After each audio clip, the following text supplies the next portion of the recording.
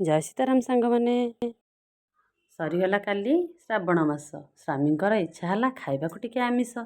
ବେକକୁ ଗଲେ ବଜାର ଧରି, କହିଲେ ମସଲା ରଖିତା କଷେଇ କରି।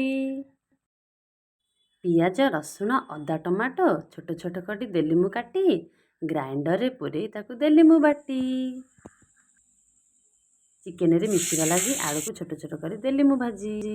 ଗରମ ତେଲରେ ତେଜପତ୍ର, ଜିରା, ଗୁଜୁରାତି ଆଉ ଗୋଲମରିଚ।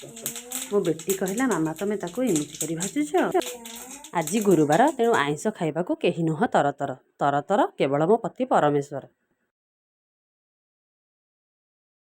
କଟା ପିଆଜ ଆଉ ବଟା ମସଲା ସାଙ୍ଗରେ ଏବେ କିଛି ଲୁଣ ଆସିଲା। ସୁନ୍ଦର ଦିଶିବାକୁ କାଶ୍ମୀରୀ ଚିଲି ପକେଇଦେଲି।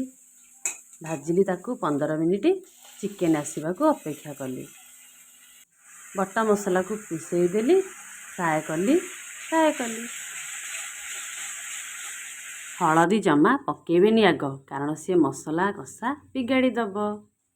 15 ମିନିଟ୍ ଭାଜିବା ପରେ ଜିରା ଗୁଣ୍ଡ, ଧନିଆ ଗୁଣ୍ଡ ଆଉ ଚିକେନ ମସଲାକୁ ମିଶାଇ ଆହୁରି ଫ୍ରାଏ କଲି। ପୁଣି ଚିକେନ ଆସିବାକୁ ଅପେକ୍ଷା କଲି। ଲେଟ୍ ହେଇଥିବାରୁ ମାର୍କେଟ ଯାଇଛି ବନ୍ଦ ହେଇ। ବାବୁ ଆସିଲେ ଅଣ୍ଡା ପଲିଥିନ ଦେଖେଇ। ଏବେ କ'ଣ କରିବା? କହିଲେ ବାବୁ, ଅଣ୍ଡାକୁ ପକେଇ ଦିଅ ଚିକେନ ପରି, ଦେଖିବ ମସ୍ତ ଲାଗିବ ଖାଇସାରି। ଏବେ ମୁଁ ତ ସେଇଆ କଲି। ଅଣ୍ଡାକୁ ସିଝେଇ ଭାଜିଦେଲି ଆଉ କଷା ଝୋଳରେ ପକେଇଦେଲି।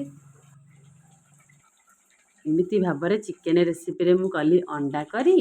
ସ୍ୱାମୀ ଖାଇ କହିଲେ, ଭଲ ହେଇଛି ତରକାରୀ। ପଦ୍ୟ ଆକାରରେ ରୋଷେଇକୁ ଦେଲି ଦେଖାଇ।